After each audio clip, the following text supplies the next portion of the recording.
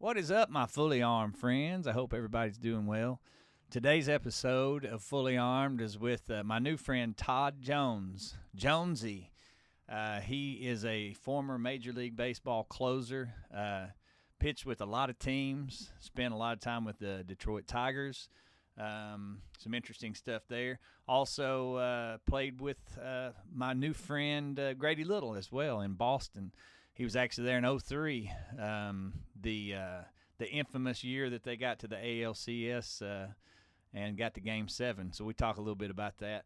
But we also talk a whole lot about his walk in faith. We talk about a lot of what Jesus has done in his life. And we talk a lot about Rick Burgess and the Man Church. And I encourage you guys to go out and check out Rick, and especially the Man Church is really interesting what they got going on. It's a blessing. So I hope you guys enjoy this. If you do, please subscribe, click the like buttons, follow us, and share this with your friends. All right, it's Todd Jones on Fully Armed.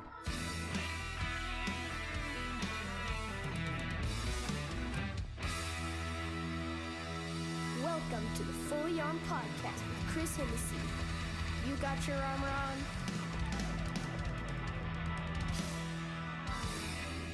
Okay, here we are. Todd Jones, how you doing today, sir? Man, Chris, I'm great. Thanks for having me. Yeah, man, I'm glad you're here. So just to give everybody a heads up, as you know, we're sitting in an RV. And I was fortunate enough today to have Frederick's Outdoor, which is down here in Priceville, Alabama, to let us meet halfway, you and I, because you live down in Alabama. I live up in Tennessee. And the reason I'm prepping with that is because two things. Thanks to Fredericks for letting us, Tom Fredericks let us come down here and hang out for a few hours. And number two, there's a jackhammer running. And but that's part of the experience with the Fully Armed. So yeah, this is the this would be the Breaking Bad version of a podcast. So it's Breaking Good, maybe. I'm looking forward to this. So thanks again for having me. It's a really, really creative space, and it's a cool little thing. Well, little thing. It's a cool RV. Yeah. And this is a nice studio. So thanks for having me. It's for sure not insulated for soundproofing. I can tell you that because we got helicopters and there's an interstate right there, right beside Frederick's Outdoor. So. I think that just speaks to the laid backness of how this is going to be today. That's the game plan. Absolutely. So. We've got together because of a mutual friend, Greg Smith, and he calls you Jonesy, I do believe. Yeah. Of course, in baseball, everybody's got a nickname, right? Yeah, they really do, and it helps because you play with so many guys. Yeah. That you might forget the proper pronunciation of their first and last names, so you just go Mac or Mick or Lefty or Shorty or Chubby or Jonesy or Smitty. Greg Smith, incidentally, is Smitty. But how many Schmitties are there? There's a million. Yeah. But you have to preface it with, Uncle Schmitty or Cousin Schmitty. Or he's most certainly Uncle Schmitty now. He's been I've known Greg Smith was the scouting director for the Tigers. Yeah. When I was playing there. He was responsible for drafting Justin Verlander for the Tigers. And good move. Curtis Granderson. Oh, another good move. Along with, he did it for probably 8 to 10 years. Yeah. Then he went to Pittsburgh to be the assistant general manager, and we kept in touch. And then he moved around. He was in Nashville, I think, and then he changed locations where he's at now, and works for Scott Boras, one of the not one of them, right? There's not a Mount Rushmore. There's Scott Boras and then other agents, and he's the number 3 man there. And I just spent 4 days with him in Dallas. Yeah, the winter meetings, right? Digging up some dirt on you. Oh yeah, did you? Yeah, getting the story of how you guys met. Yeah. So. Well, and to put Greg into perspective, and I talked to him today as well. So Grady Little, Dalton Varsho, And then there's a few other guys that are on deck that I actually met because of Greg. So he's introduced me and fully armed to a lot of folks, including yourself. So I appreciate him very much. So. Well, I'm hoping that, the more people, word gets out and people get a chance to do sit-downs with you. Yeah. That you can rely on us to push other people your way. We'll be glad to. I appreciate it, man. So we did touch a little bit on your background. I'll go back a little further. Where are you from originally? I'm from Atlanta, Georgia. Okay, Marietta, Georgia. Yeah. And I live in Alabama now. I met my wife at Jacksonville State, where I went. Yeah. And excuse me. Yeah. She is. We have lived in our little town for 35 years. You're kidding. We've been married 35 years in 2 weeks. Congratulations. And super excited about that. Look, it's a lot easier for me than it is her, obviously. But she's a wonderful. She was the perfect baseball wife. Yeah. So your career and your marriage overlapped. We got married. I got drafted when I was 21 in June, and we got married in December. So absolutely, didn't overlap. Yes. It went together. Yeah, she did every. I played 15 and a half years in the major leagues, 19 years in pro ball, and she moved us 29 times. Wow. So she you have life on the road as well. It's different. And everybody thinks it's one thing, but it's really another thing. So. Oh man, I always use the phrase "see behind the curtain." Once you see behind the curtain and see what the wizard really is, it changes everything for you. That's right. Big difference between music and baseball, though, is whenever now you travel, obviously, because you got away games, but you get traded or you got to move cities 29 times. Yeah. So that's a big deal, man. Well, I mean, yours is a little. I mean, you're underselling yourself a little bit because touring is a lot, is very, very similar. Because you have to. I imagine it. By 9:15, you're going to be halfway into this song. Yeah. When you're touring, right? And I imagine that would get a little bit monotonous, a little bit. But yeah, you can pick up a schedule and see where you're going to be, and same thing when I was playing too. So, there's some similarities, and there's always athletes want to be rock stars and rock stars want to be athletes. So oh man, yeah. There's always a give and take between the athletic world and the musical world. Yeah, I've seen quite a few athletes come into Nashville, to be country music singers, and it's great. More the merrier. There's always that, or there's always, hey, scratch this itch of, man, backstage passes and getting a chance to hang with the guys in the band on the bus and, that kind of stuff, and getting to go to sound check and play on the drums and, stuff that y'all is second nature to you is like a big deal for the athletes. And then the same thing when y'all come to the ballpark. Oh, for me, man, I went, bring Greg back into the conversation. I went down to what's it called where the Pirates are at for spring training? Is it Bradenton but it's Pirate City or something like that? Something like that. Yeah. Yeah. We got a ladybug hanging out with us on the sign right here. How about that? Hey, girl. You see, that's funny you say that because you've seen the movie Bug's Life. Uh-huh. Why is every ladybug considered to be a girl? I almost said, hey, boy, but then it would just get weird. Yeah. Yeah. We should move on past ladybugs, I think. Okay. So Pirates. Pirate Town. Maybe. I went, something like that. So I went down and it's, for me, because I love baseball, grew up playing, just like most everybody, but I get down there and like, especially when it's during training, like not during a game, we're down there and we're right there at BP, and Garth Brooks was there the time I was down there. It's like, man, there's a lot of chaos going on, but it was really cool to check that out. And but for those guys, they're like, oh yeah, we got to go back down to Bradenton but 6 weeks is a little long, especially these days. Yeah. With the guys that have the nutritionists and the strength and conditioning guys, they go year round nowadays. Pretty much. Well, they go 10 or 11 months, and so they don't. I don't feel like baseball needs 6 weeks in spring training, but from the owner's side of it, they're able to make it's no longer a break-even acquisition. Spring training, they're able to make a little bit of money because they do night games, they're broadcasting, they're televising games. How about that? And it's turning into quite a involved experience for the players because, sure, they're getting ready, and the first 2 or 3 weeks when the game starts, the veterans get to go golfing and stuff like that. Right, yeah. But, the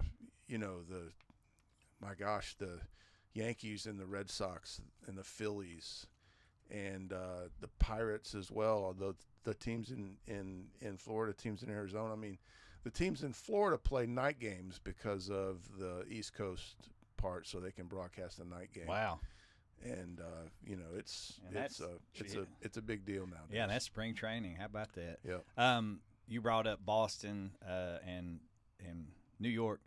You played at Boston, and I just realized that because I sat and talked to Grady Little and I asked about Grady, and you said, yeah, I played for him. So I don't know that I realized that. I knew you were with the Tigers, but So what era were you with Boston?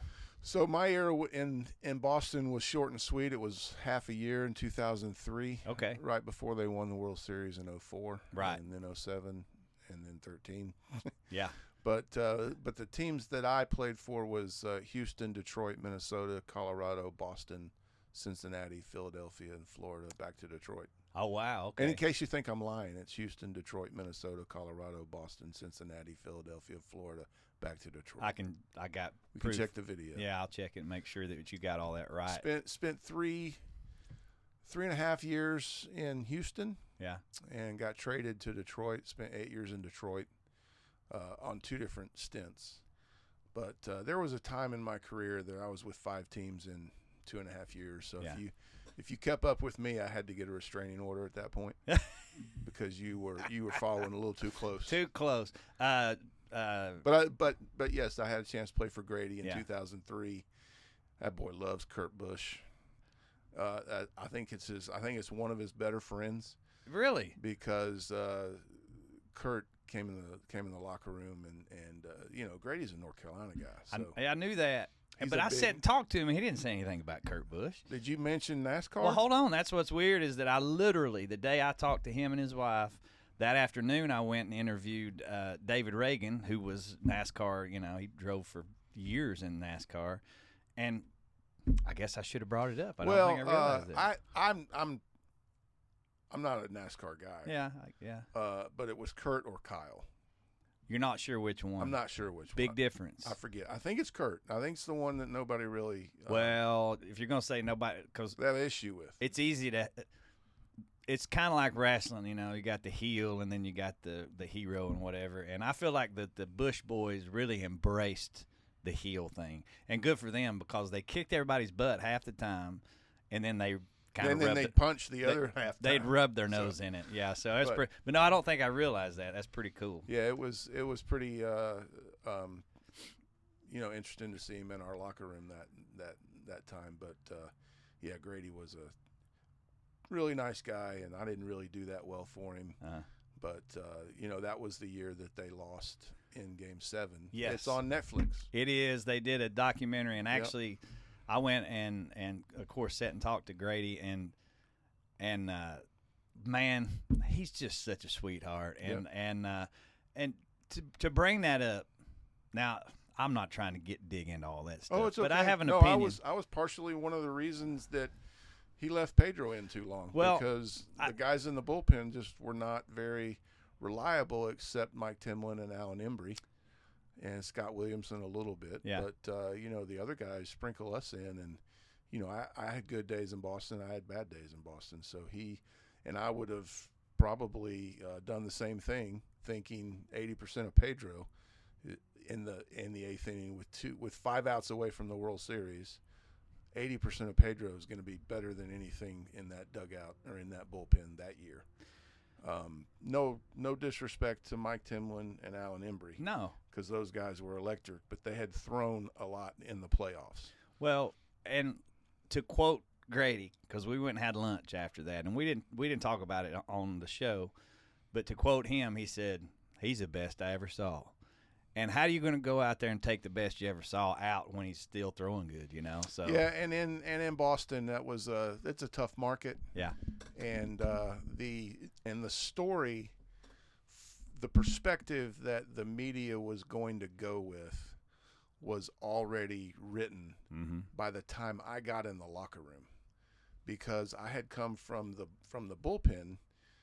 So I was late coming in with the guys in the dugout. So the guys that were in the dugout were already in the locker room, tore up, crying, and messed up. And then I came in with that first or second wave of the media, and a couple of the reporters were like, "Oh man, they got to take him out," and and I'm like, couldn't the Red Sox just have lost the game instead of pinning it on somebody and running him out of town and getting fired? And it is what it is, and it's Boston, and I understand all that. Right. But you could have pinned it another way. You could, but something had to get pinned, right? That's right. No. Yeah, and Grady, when you do that, when it goes wrong, you have to answer for it, and that's what they had to do. Yeah. Personally, I'm heartbroken over it still, not because of the Red Sox loss, because, man, I just love Grady. Yeah, it's almost Grady has almost you almost think about a Bill Buckner situation. Yeah.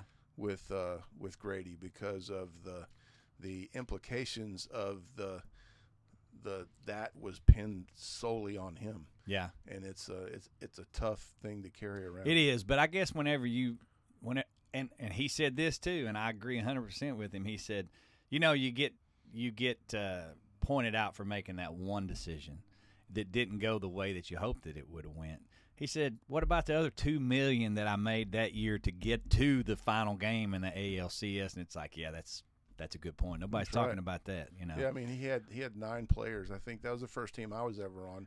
I think they scored close to 1,000 runs, and I think they had 8 out of 9 of the hitters with 20 homers or more. Yeah. I mean, the boys in Boston were banging that. Yeah, that year. Well, they were destined to pull it off there. But then they got Kurt Schilling and they got Tito, and the rest is history. Yeah. So good for them. Yeah, it's great. So you closer, right? I was. Did you come in as a partially, closer like in the early years, or you kind of work your way into the closing? I kind of had to work my way. I mean, their intention, the Astros' intentions, and my intention were to be a closer. Yeah.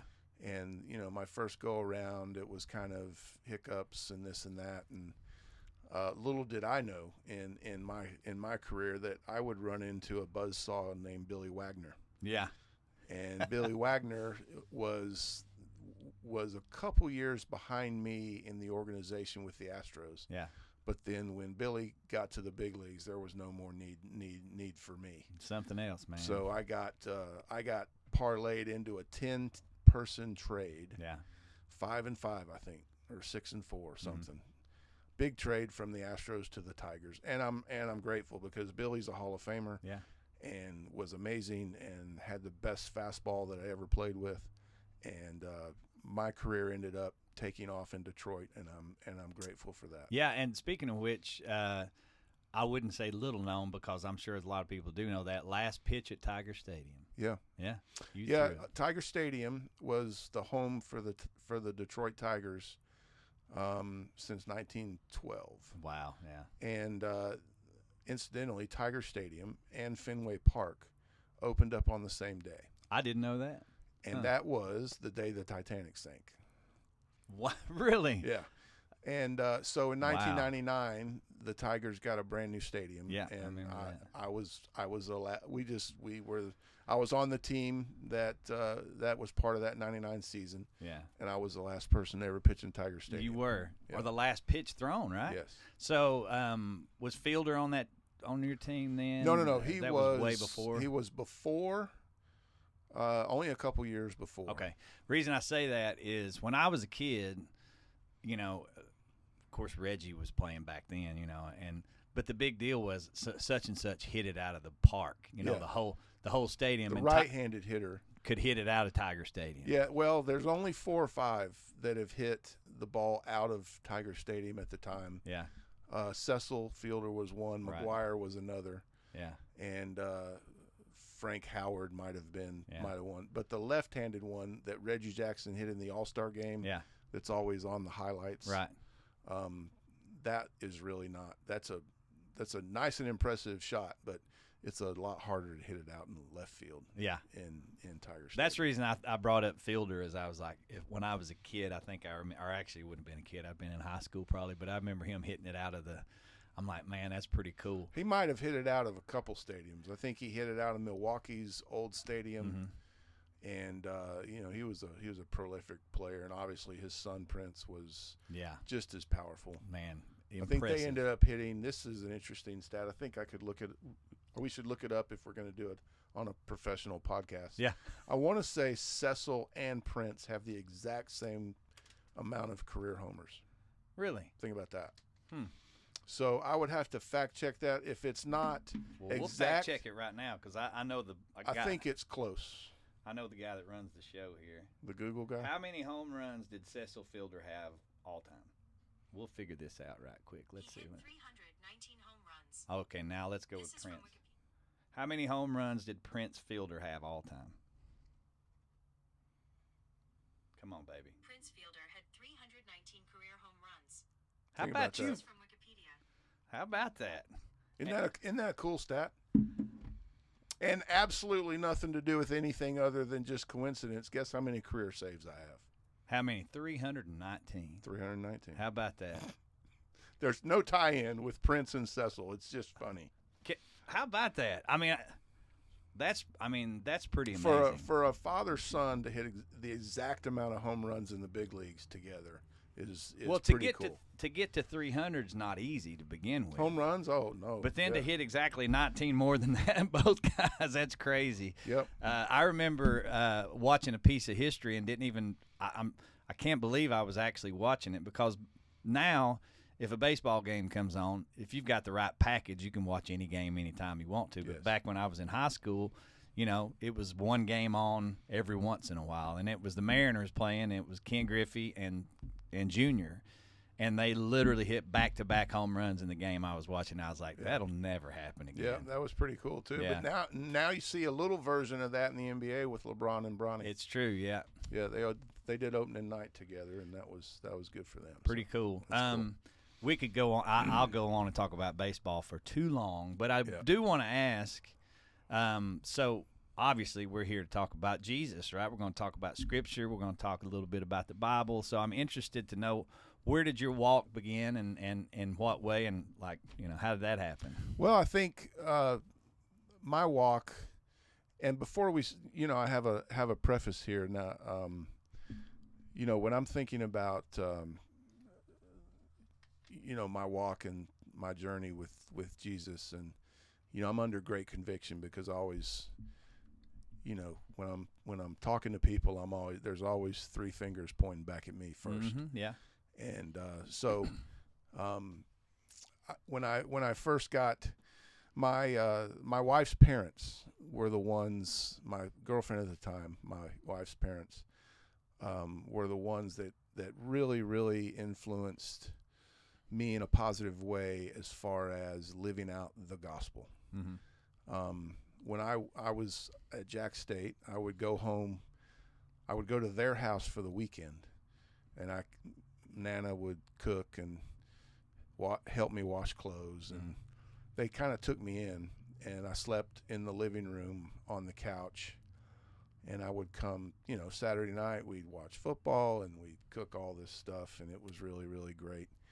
And, Sunday morning they were getting up and going to church, and they was always inviting me but never pressuring me. Yeah. And she'd cook this big old breakfast, and, I started to go to church with them. And, giving what I knew of myself to what I knew of God, I don't want to go to hell. So Right. I'll get saved, and No, I get it. and you take the fire insurance, right? That was October 6, 1991. Yeah. So I had, Jesus in my pocket from Sunday morning and Wednesday night. Yeah.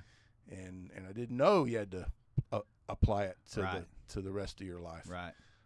He'll reveal that so to you at some point. He does. He Yeah. does. When I feel like when you can absorb it, Yeah. he will reveal it. Yeah. And so, my career was bopping along, and I was thinking I was doing good, wasn't cussing much, and wasn't smoking, and wasn't drinking much, and Right. all this stuff. And but then again, I really got serious about, like, I started to think in probably 2003, like, if I'm gonna stake my life, and I'm gonna stake my eternal life on Jesus and God, and the Holy Spirit, I need to know exactly what that entails. Right.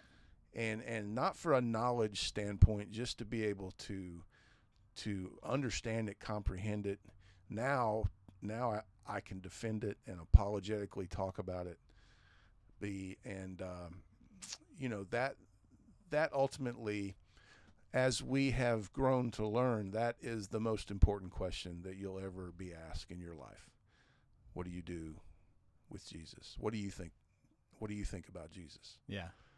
I feel like that's because it says it's in the Bible that it says that every tongue will confess and every knee will bow. Yes. That Jesus is Lord. So if you tie yourself to the Bible, then you have to take it as it is, the whole thing. You can't add, you can't subtract.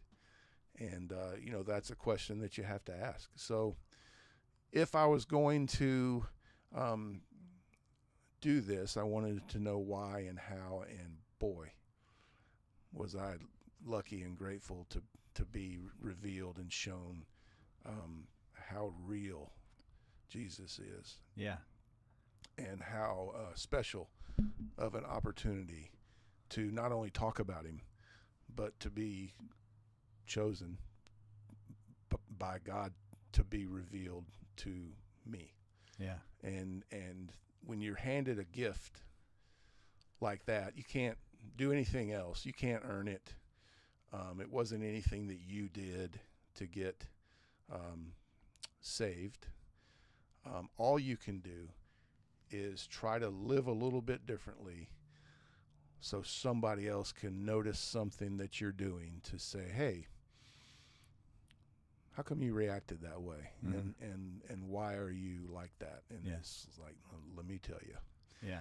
And because you just pass it on. Because when it's something of magnitude like this, and something that cost you nothing but cost you everything, Yeah. that's all you can do. Cost you nothing, but cost you everything. That's great. That's a good point. When you said that, I'm like, yeah, cost you nothing. So really, you just have to hit your knees and believe. Yep. But then it costs you. You got to give up everything, right? Yes. And that's where, when I was driving up today, there was this point that Paul talks in Romans 7. I think it's 19. I had to look it up. Trust me, I get it. I can Google it before I can quote it. But I will tell you, I've just been reading, and I'm not a scholar either, but I've been reading through Romans recently, and that's kind of what I've been keying on. So yeah, I'm anxious to see. Romans for me was the actual book outside of John, but Romans for me was the one that like broke. We would do a Bible study. I have a Bible study in my house. I've had it for the last 16 years on Tuesday night. Wow. Okay. And, so many times the floor would just fall out from under me, just at the magnitude and the perspective of, what God is all about. But, Romans helps you reveal that. But anyway, the thing I think Christians, once you're saved, now this is a different discussion if you're not saved, because if you're not saved, we can't deal with anything until you get saved. Mm-hmm. But once we are Christians and we are sanctified through our process into justification, until glorification, I find myself frustratingly more and more doing, as Paul says, that I do what I don't want to do and don't do what I should do. Yeah. And I think as Christians, a lot of people can relate with that. So, but that's the struggle between, flesh and and in your soul. Yeah. So that that's the struggle that I will fight until the day that I die. Everybody will. Yeah. And what's interesting, I've noticed that too. Paul says, "Why do I, Yeah. do the things Paul. I don't want to do?" Yeah. Right. Wrote a little bit of the Old Testament. A little bit. A little bit of the New Testament. Yeah, a little bit, and had a little run-in with Jesus himself. But always remember this: an encouraging thing was, God didn't ask Peter to do that. Mm-hmm. Paul, on his conversion, went away for 3 years, and really had to have gotten fortified. Yeah. In his spiritual comprehension of what he was going to be asked to do. Mm-hmm. But how he wrote Romans and what he wrote Romans for, and the impact of Romans in the Bible, is for me is one of the biggest things that's ever happened outside of Genesis 3, when man falls. Yeah. It's funny, having just been reading through it, I would come across some of the verses that I've known since I was a kid, and I'm like, oh, yeah, there it is, and I know that. I've remembered that. But then I'd come across some new stuff, right? So it kind of goes back to what you were saying a minute ago, where why do I do the things I shouldn't do? And you learn all the time what, 5 years ago, well, yeah, I knew I shouldn't do this. But then 5 years later, you think, well, I didn't realize I was doing this, and I'm doing it anyways, So, right, it gets revealed to Yeah. you the more that you feel like you have got enough awareness that, I probably shouldn't be cussing. So, like, I've really kind of cleaned that up over the last. Well, then you just get another task. You do. You just get another Never deeper requirement that God wants you to work on Yeah. in that season of your life. And it's not an excuse, but it is a reason why there's temptations, and sometimes you fall, but you ask for forgiveness and get back up. Because one encouraging thing that I always learned was, Jesus is the light unto our path and a light unto our feet, Mm-hmm. and to our path. Like, he doesn't say scripturally that it's a spotlight looking out 500 feet forward. Jesus says, no, man, I'm going to give you enough revelation for one step. For the step. Because and that's a real encouraging thing to challenge us to continue to read. Because how does God talk? He talks through Scripture. Mm-hmm. His currency is blood, and the Bible, and the people, his church. That's the currency, and all I mean with the church is, if you see somebody and you can help them, you help them. Yeah. And for no other reason other than you've been saved and you've been given grace. And you hope that for no other reason, you said, and you've been saved and grace, you hope that because you do that enough that it becomes something that you yearn to do, that you want to. Yes. Because it's so against our nature Yep. that I've found to not think about yourself. We're all so, we take care of ourselves, and man, how cool would it be to become second nature, to be like, just care about others, Yeah. I'm working on that myself. Yeah, if I could, my wife is really, really awesome about that, and I want to live the rest of my life like focusing. Like, if I could do that to one person, I wish I could do it to her. Yeah. I would make her the number one priority, Right. and make her, like, I have to train myself to, think about, what would she do, and how would she handle the situation, not in a spiritual way, just for me to just slow down and take my time, like she's so great at, and because I'm the guy. She, the next morning, man, I wish I'd have told. She said, I wish I would have shared this with this person, and I'm the guy that I got to pick up the phone the next day and say, hey, I'm sorry I said that to you. I apologize. I ask for your forgiveness. So I understand. she's the conservative one, and I'm the aggressor. So you know, that's stuff I try to work on. But she's, she's been the greatest thing on the earth that's ever happened in my life. I hear you, and it's, they're such a gift. Our wives. We hope that their husbands are gifts to them too. But I say that because I almost feel like God's saying, look, if you can't be selfless with this person, then how are you going to even try to be selfless with anybody else? Yes, yeah, like and that's what I think I mean by that. Right. Like I've got a perfect ministry field right there sitting next to me in the living room. Right. Yeah. And why don't we just try to work on that first? Yeah. I mean, yes, I agree 100%. Speaking of ministry field, so we talked a little bit when we first met about what you're into these days. And tell me about that. Tell me about Man Church. What's your, connection there?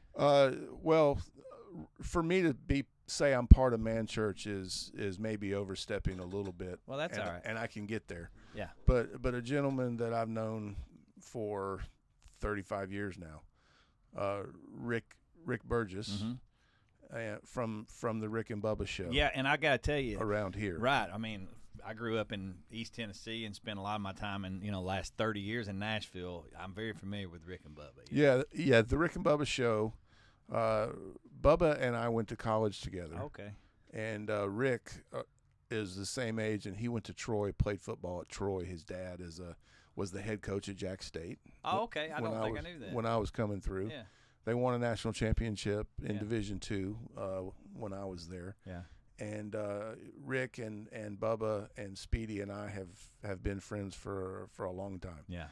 And, Rick, when his son passed away in January of 2008, January 19th of 2008, Bronner passed away.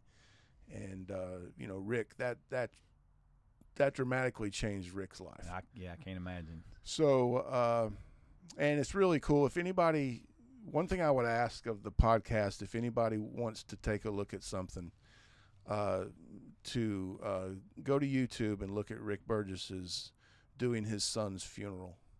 Oh man! 3 days after. Yeah. 3 days after his son passed away. Yeah. With no notes, and he didn't chase one rabbit. Yeah.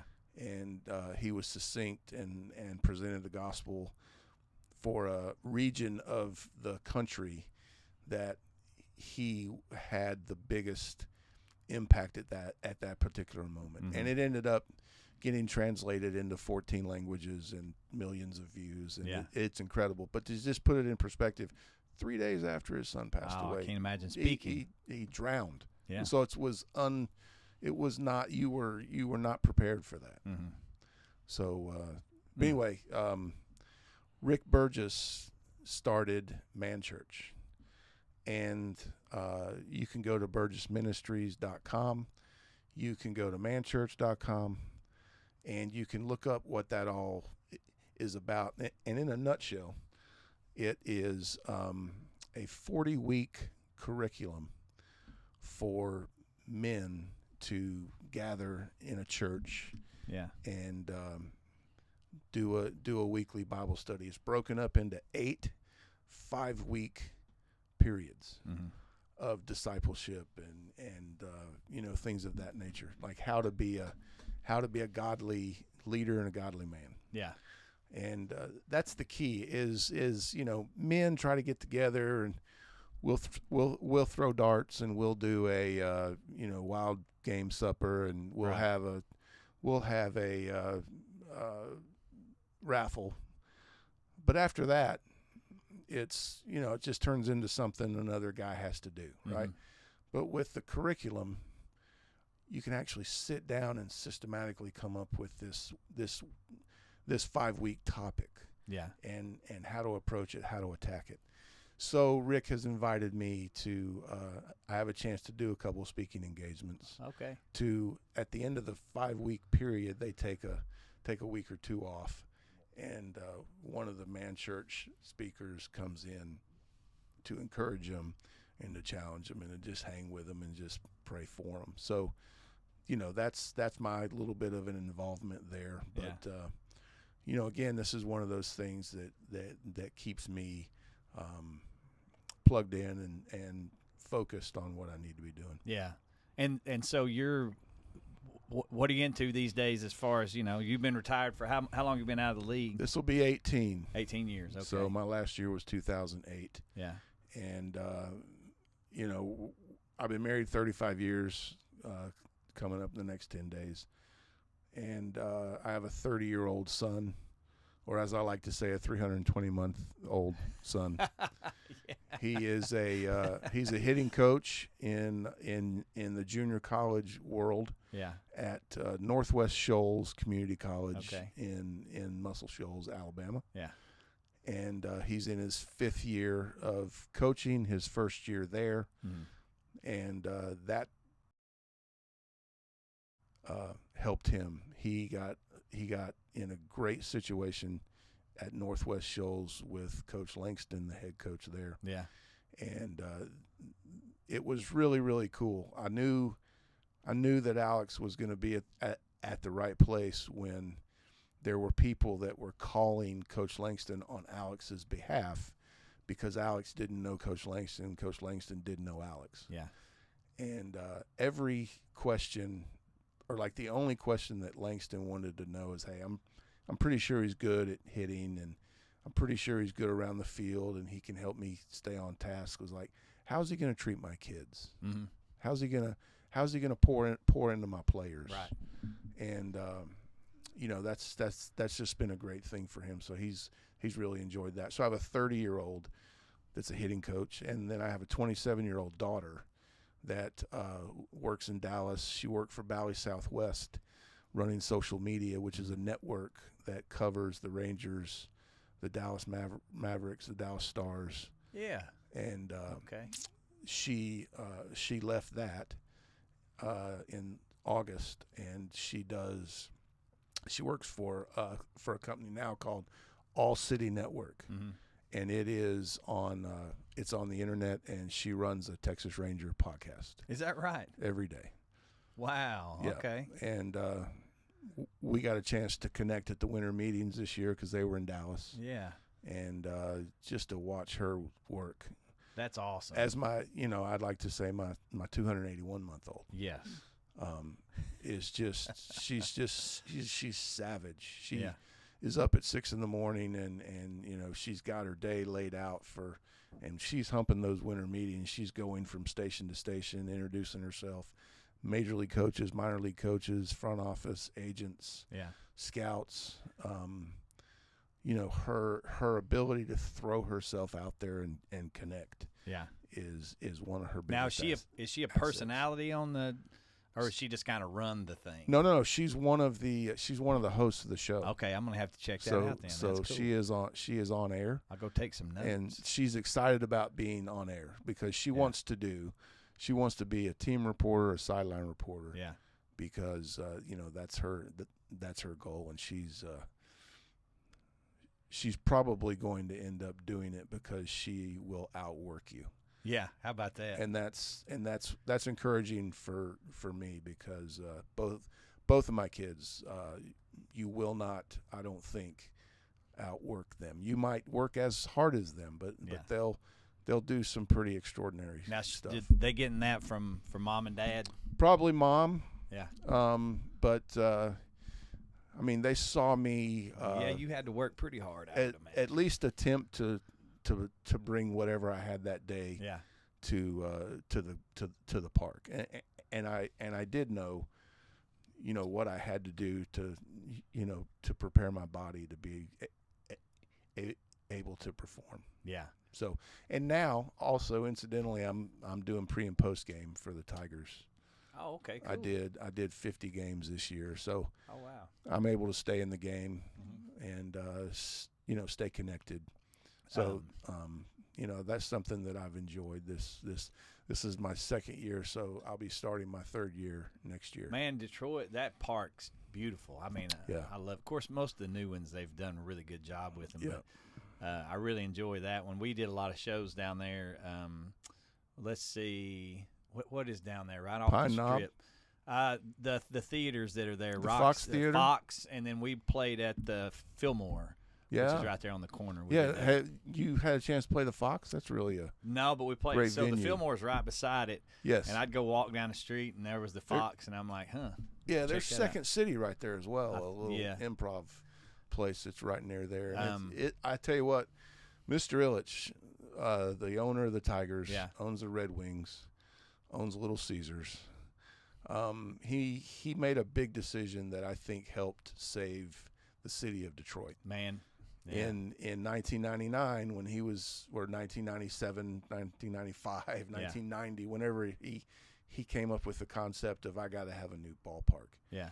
And the big discussion was, is he going to go out into the suburbs? Yeah, like the Palace, right? Like the Palace where Right. the Pistons play, Yeah. or even the Lions Stadium Mm-hmm. was out in Pontiac. Yeah.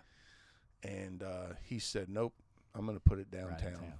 And then, incidentally, Ford Field ended up being right next to it. Yeah, it's beautiful. That whole With area. the individual concept, it was really cool. The drawings initially of Comerica Park, where the Tigers play now, there was going to be a shared roof on a big train track because it's just across the street from Yeah.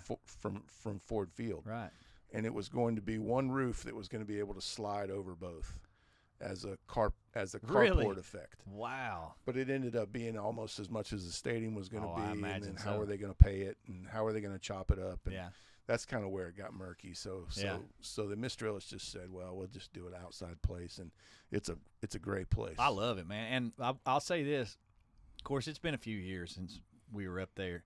But, man, to go walking down the street, and what a cool city Detroit is. But at the same time, you look at the architecture of this, this skyscraper, and it's empty. But Right. it's beautiful. The train station, you mean? Well, I mean, There were- there were in the 90s when I was there were a lot of vacant buildings. Yeah, and well, this was 8-10 years ago, and there was still a lot of vacancies down through there. But the storefronts look like movies, like Yeah. movie scenes from a Christmas movie. Yep. It's really beautiful. But I see the revitalization Oh, my happening. gosh. It's really It's good. totally, I mean, downtown Detroit is totally back. Yeah, They're great. selling condos, and there's a Whole Foods down there because Wayne State is right there. Yeah. Wayne State University is right Uh-huh. there, and downtown Detroit is under a complete resurgence. And Well, it's all. I think it's because of Mr. Ilitch, brought Yeah. everything down, rolled the dice, and invested back in the city. Mhm. And then those Lions aren't doing too bad. The right Lions now, are pretty good, they Yeah. say. Yeah, pretty good. They are 12-1, Yeah. I think. How about that? And they have a good chance to go very deep, and this is a fanatical Oh, yeah. town I because I'm not sure they've had a winner since the 50s, Yeah, like a championship. yeah. I mean, So- Barry Sanders, right? Yeah. He was the thing to pull for a while there, and then Yeah. So if the Tigers are if the Lions are able to bring a championship back to Detroit, that would be oh wow, unprecedented. So yeah, that would. there's a lot of excitement up Yeah. there right now. So just back to playing days. One more quick thing. Well, not quick. I shouldn't say that. I'm really interested to know. So you become a Christian. We talked a little bit about that, and then you kind of, like a lot of us do, you receive the Lord, and then you meander. And Correct. then- Yep. But then you're in the big leagues, right? When you really starts to hit home, right? Yeah, because I had gotten released. Yeah. And there was a little bit of my stability was taken away. Mm-hmm. Where am I going to go now? Yeah. Not professionally, but like who am I? Right. And those are real deep questions. And God's like, hey, I've been here. I'm over here. Yeah. Where you been? I never left you. You kind of drifted out a little bit. Mm-hmm. Let's get back together and let's see what happens. Yeah. And there was a recommitment to be serious and not for athletically, just to grow up and be mature and quit being a kid and let's go. So because there's work to do on the mission on the field. And yes, and I got to think too, just from an athletic perspective, dealing with the ups and downs, and of course any business. I mean, anybody that works is going to have ups and downs, but in that they're pretty intense from time to time. Well, and they're also very visible. Yeah, they're very, Like especially as a reliever and as a closer. Yeah. Because you're, there isn't any place to run. And, No. and when it's going bad, you look over there in the bullpen and nobody else is getting loose. Right. So, but I always told the fans in Detroit, it's like, hey, if you don't really like me watching me pitch, just get up and go make a sandwich, and 15 or 20 pitches, it's over one way or the other. So That's great, man. But those are times in your life that you're really challenged, and if you ever make baseball or music your god, you're going to get chewed up and spit out. Absolutely. So you have to have something to tie yourself to, and foundationally, and if you never forget who you are and never forget where you came from, and you choose to follow what the Lord tries to get you to do, and that starts with just make the next right decision, right? It is, yeah. I mean, that's as easy as that. And yeah, like if you took your life and for 1 month you said yes to everything, like you probably wouldn't recognize your life, because you would, instead of looking for ways to say no, you want to find ways to help and say yes. Mm-hmm. Yeah. Van, that's deep stuff. We probably ought to reconnect, and we can even dig a little bit deeper. So yeah, that'd be cool. Where and are you doing any more? Or when are you speaking again? Is there? I haven't been told yet. Yeah. I'm really available almost any time. Yeah.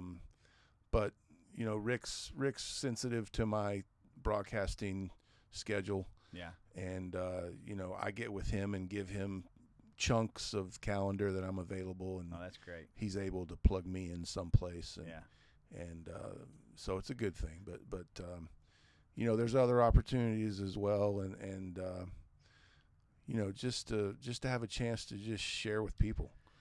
Yeah, and especially in that setting, I very endeared to the thought of, ministering to men, especially fathers, because, man, these kids they're at the starting line, right? Right. And they're at the place where you get your roots dug in really well. And it seems like so much of that can come from fathers, from the men, Yeah. And from what I have learned and been introduced, about Rick and man churches, that's exactly what that is, Solely. That's Yeah. the main purpose, is to stress the importance of a man understanding what he's responsible for. And Yes. that's your kids, that's your family. That's your mission field. And first. our misconception in this culture sometimes about what a man is all about, or what we should be, and there's this, and I think the mark gets missed so often. Yeah. There's a lot of people that'll say, you'll die for your family, and that's certainly admirable, but God would want you to live for him. Yes. Not just go sit in front of a train and get run over to save your kids. Right. God wants you to get involved in their life, and it, I've got older kids now, so from 0 to 10, 15, you're kind of telling them how it's going to be, right? And then as they get older, you start to turn into a reference point. Yeah. In their life, and then as they're older, 30 or the 321-month-old,